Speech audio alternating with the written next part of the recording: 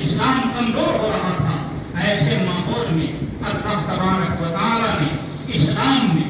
نئی زندگی دینے کے لیے، اسلام میں ایک روح پھونکنے کے لیے، اسلام میں ایک تازگی پیدا کرنے کے لیے، اسلام میں ایک انقلاب پیدا کرنے کے لیے، اسلام کے پرچم کو بلند کرنے کے لیے، مسلمانوں کو عملی میدان میں اجاگر کر کے لا کے کھڑا کرنے کے لیے، مسلمانوں کے اندر شریعت مطہرہ کی بیداری پیدا کرنے کے لیے اللہ تبارک و تعالیٰ نے ایسے دور میں سیدوں کے اعلیٰ گھرانے میں محبوب سبحانی، قطب ربانی، سیدنا شیخ عبد القادر جیلانی، بڑے پیر سرکار غوث العظم دستگیر دنیا میں تشریف لے آئے۔ ایسے دور میں محبوب سبحانی کی آمد ہوتی ہے، ایسے دور میں غوث سمدانی کی آمد ہوتی ہے، جس وقت مسلمان شریعت مطہرہ پہ عمل کرنے میں سستی کر رہے تھے، عملی میدان کے پیچھے تھے۔ ایسے ماحول میں سرکار غوث پاک تشریف لائے اور اس شان کے ساتھ تشریف لائے، اللہ اکبر۔ بچپنے کا زمانہ، شیرخواری کا زمانہ، دودھ پینے کا زمانہ ہے، یہ وہ زمانہ ہوتا ہے بچوں کے ساتھ۔ آپ بھی بال بچے والے ہو، آپ کے بھی گھروں میں بال بچے ہوں گے۔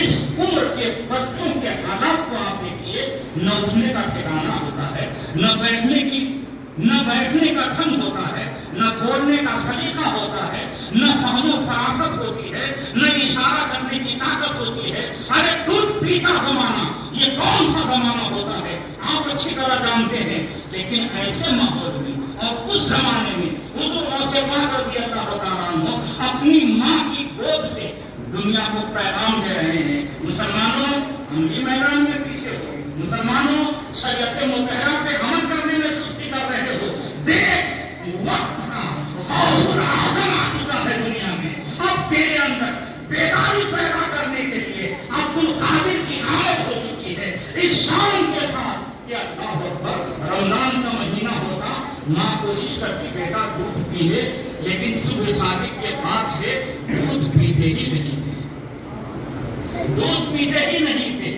پورا دن گزر جاتا، دودھ نہیں پی رہے ہیں۔ ماں ہوا کرتی ہے، لیکن وہ ماں جو پیرانے پیر کی ماں تھی، بیٹا بھی ولی، ماں بھی ولیہ، بیٹا بھی ولی، ماں بھی ولیہ۔ ماں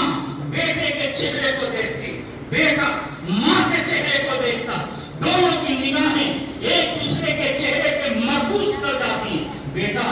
خاموش زبان سے کہتا اور ماں بیٹے کے خاموش زبان کو سمجھ لیتی۔ ماں چاہتی بیٹا دودھ پیے، بیٹا خاموش زبان سے کہتا امی میں روزے کی حالت میں، امی میں روزے کی حالت میں ہوں۔ بیٹا کے خاموش زبان کو ماں سمجھ رہی ہوتی تھی، اور جیسے ہی سورج غروب ہوتا آپ دودھ پی کے افطار فرما لیا کرتے تھے، دودھ پی کے افطار فرما لیا کرتے تھے۔ دیکھا آپ نے جس دور میں جیسی طاقت لوگوں کو گمراہ کرتی ہے اور جو طاقت گمراہیت کا سبب بنتی ہے، اللہ تعالیٰ اس سے اچھی طاقت اہل حق کو دے کر کے دنیا میں دے دیتا ہے۔ شہنشاہ بغداد اس زمانے میں آئے ہیں جس زمانے میں لوگ عمل کے میدان میں سست ہو رہے تھے، شریعت مطہرہ پہ عمل کرنے میں پیچھے ہو رہے تھے۔ ایسے وقت میں شہنشاہ بغداد کی آمد ہوئی اور آپ نے ماں کی گود سے شریعت مطہرہ پہ عمل کر کے دنیا کو پیغام دے دیا۔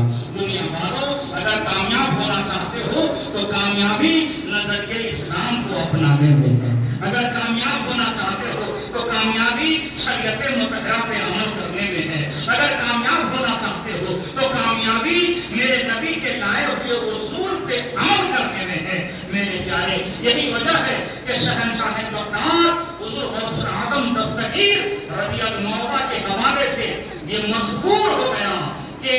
سیدوں کے گھرانے میں ایک ایسا نورانی بچہ پیدا ہوا ہے جو رمضان شریف کے دنوں میں روزہ رکھتا ہے، دودھ نہیں پیتا، اور جب مغرب کا وقت ہوتا ہے تو دودھ پی کے افطار کیا کرتا ہے۔ یہ شہنشاہ بغداد کی ذات بابرکات ہے۔ میرے پیارے حضور پاک کہیے اللہ رب محمد صلی اللہ علیہ وسلم، نحن عباد محمد صلی اللہ علیہ وسلم۔ میرے پیارے بزرگ اور دوستو، شہنشاہ بغداد حضور غوث العظم دستگیر رضی اللہ عنہ یقیناً بڑے خاندان کے چشم و چراغ ہیں، ایسا عظیم خاندان کہ آپ کے دادیار کا بھی جواب نہیں اور آپ کے نانیار کا بھی جواب نہیں۔ ہاتھ چمانے کے لیے اتنا ہی کافی تھا حضور غوث پاک کے لیے کہ اپنے باپ داداؤں کا نام لے کر کے کھڑے ہو جاتے، لوگ ہاتھ پیر چومنا شروع کر دیا۔ لیکن شہنشاہ بغداد نے کسی پہ بس نہیں کیا، بلکہ اپنے تعلیمی سلسلے کو آگے بڑھایا، محنت و مشقت کی تعلیمی سفر کو آگے بڑھایا، اور اس شان کے ساتھ آپ نے پڑھائی کی اور دنیا کو یہ پیغام دیا، دنیا والوں اگر کامیاب ہونا ہے تو علم حاصل کرو، اگر کامیاب ہونا ہے تو علم حاصل کرو۔ آپ نے تعلیم حاصل کی، اور کسی نے جب پوچھا تھا کہ حضور اتنے بڑے مقام پہ کیسے پہنچ گئے، تو آپ نے اپنے خاندانی شرافت کا ذکر نہیں کیا، آپ نے ذکر و اذکار کا تذکرہ نہیں کیا، آپ نے اعمال کا ذکر نہیں کیا، بلکہ وہاں پر جب پوچھنے والے نے پوچھا تھا کہ آپ اتنے اونچے مقام پہ کیسے پہنچ گئے، تو آپ ارشاد فرماتے ہیں درست العلم حتی صدق الخطبہ، میں علم حاصل کرتا رہا، میں علم حاصل کرتا رہا، یہاں تک کہ مقام قطبیت پر فائز ہو گئے۔ حضور غوث پاک کا یہ جملہ بتا رہا ہے، وہ مسلمانوں کو پیغام دے رہے ہیں کہ اگر کامیاب ہونا ہے تو علم حاصل کرو۔ میرے پیارے، آج ضرورت اس بات کی ہے کہ ہم شہنشاہ بغداد کے ماننے والے کہلاتے ہیں، اپنے اندر دینی تعلیم کو عام کیجیے۔ صرف 11ویں کر لینے سے، صرف 11ویں شریف کی دعوت کر لینے سے، کھا لینے سے، کھلا لینے سے ہم سچے غلام غوث نہیں بنیں گے۔ غلام غوث اگر سچے بننا چاہتے ہو تو علم حاصل کیجیے۔ شہنشاہ بغداد نے فرمایا درست العلم حتی صدق الخطبہ، میں علم حاصل کرتا رہا یہاں تک کہ مقام قطبیت پر فائز ہو گئے، اور شریعت مطہرہ کی پابندی جگہ جگہ پہ آپ نے اس طریقے سے کیا، نمازوں کی پابندی، قرآن مقدس کی تلاوت کی پابندی اس طریقے سے آپ نے کیا کہ شیطان نے آپ کوشش کی ورگلانے کی، بہکانے کی، لیکن ہر محاذ پر، ہر قدم پر آپ ثابت قدم رہے۔ ایک مرتبہ آپ وہاں تشریف لے جا رہے، سر اٹھایا، اوپر دیکھا تو کچھ چمکتے ہوئے بادل نظر آئے، آواز آتی ہے اے عبد القادر جیلانی، میں تمہارا خدا